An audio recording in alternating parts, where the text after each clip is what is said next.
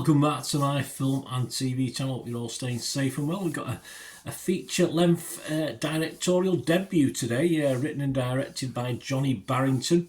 This is financed, I think, by the lottery fund, etc. in the UK.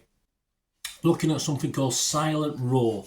A 15 certificate, yeah, I could probably understand that. 90 minutes about Dondo, a young surfer. I'm not into surfing, but not too much. It's okay in this, not too much of it. Mourning his father's disappearance at sea with a crush on Sass, who dreams of escaping the island. She probably would, a young girl like this on a desolate island with a church that sounds more like, I don't know if the actual church service is real, but it was pretty scary place, so I wouldn't want to be in there, but hey, it all adds to the atmosphere. Dondo's behaviour is further altered by an unusual church minister. Yes, arrival on the island, yes, quite quirky to say the least.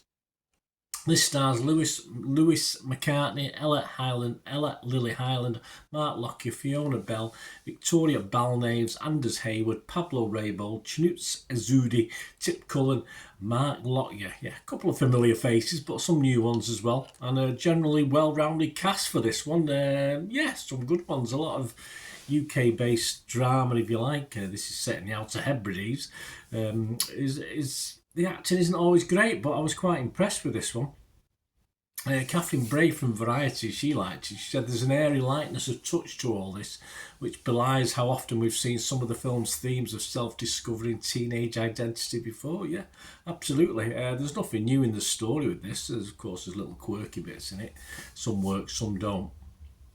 But I like the humour as well. It did make me laugh out loud a couple of times, although it does look at things, of course, very serious things, very serious backstory, of course, a missing father, etc., or presumed dead father.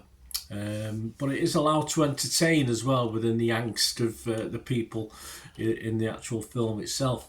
Peter Bradshaw from The Guardian said Silent Roar has humour and charm. Absolutely, no doubt. Louis McCartney and Ella Lily Highland both do a brilliant job. They're the main protagonists in this and the younger actors in this as well, especially Ella, and I would like to see more of these two in the future. I think I've seen Ella in other stuff as well. She does look familiar.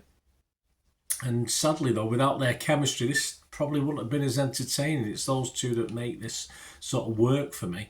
Alistair Harkness from Scotsman, he was the only one on Rotten Tomatoes who didn't like this. He said, though it's supposed to be a somewhat cockeyed look at the grieving process, the end result is a weird, messy, nonsensical hodgepodge of ideas that don't come off at all. Yes, I think it is a little messy, but I believe that's the aim of the film. We're talking teenagers, things are messy. certainly when one of your dads has gone missing, presumed dead. It will be messy. And of course, you've got all the usual teenage sort of problems and good things and bad things, of course. And that's how it should be, whether they're in the Outer Hebrides, as these are, or on a council estate in Manchester. There's a religious element to it, a God element, a fantasy element, if you like, as well. But the God element's both revered and poked fun at. Again, that's how it should be for me. It can be far too serious, but there's...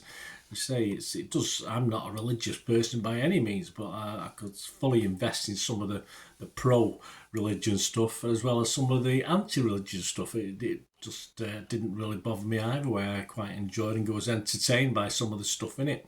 And it is a hodgepodge, yeah, indeed, but one that blends humour, tragedy, fantasy, surfing, faith, sex, and it sort of blends them pretty well for me for the most part of the film. My only real criticism that it got just a little bit in the final couple of acts, just a little bit up itself near the end, a bit daft. But say there was fantasy elements to it, so you can allow for that. But it did get a bit, try and get a bit perhaps darker. Didn't quite work as such, and did lose its way just a little bit before finishing with a lighter feel and a hint of better things to come for our protagonists, or main protagonists anyway, and a delightful ending, yes, to at times a serious subject, but as the guy said there, hodgepodge, but a hodgepodge that was, for the most part of the 90 minutes, a nice runtime as well for 80 odd minutes. Very watchable for me. I liked it. I really did like this drama. So it's check your terraces on this one, guys. I'm not sure.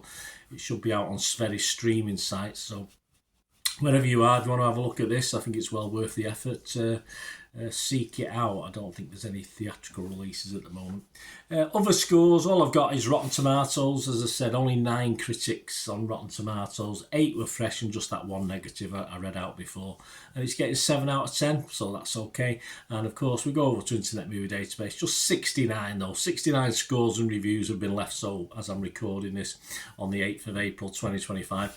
And it's getting a 7.3 out of 10. So my scores, yes, I'm going to give this a very watchable score. 6.5 out of 10 I'm going to give this. I've not even wrote it down on here. Let me do it while I'm here now in front of you. 6.5. As far as Rotten Tomatoes, I'll give it a fresh rating. And Metacritic, I've given it a positive rating. Yeah, I quite enjoyed it. As I say, bits and pieces didn't quite work in this, and I got certainly towards the end a couple of bits I thought were a bit sort of not Wicker Man, but I got a bit like that, but not particularly to help the film as such. Let me know your thoughts, guys. Let me know your comments. It'd be great to hear them, of course.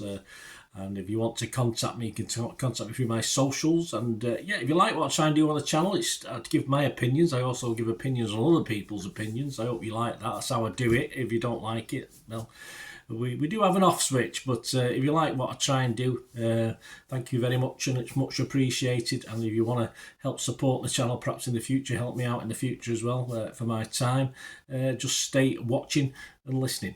Ways to help me out, guys. If you watch the ads, if the ads on this YouTube ads, that helps in a very little way, but it all helps. All, you know, watch the pennies and pounds look after themselves, they say, don't they? Or the pennies or the 10p's look after themselves. But if you watch the ads or follow the links on the ads as well, that's always a nice way to support the channel. If you sort of hang on for it, I've done that. I watched other people's and followed the ads, just something I fancied, which does happen from time to time.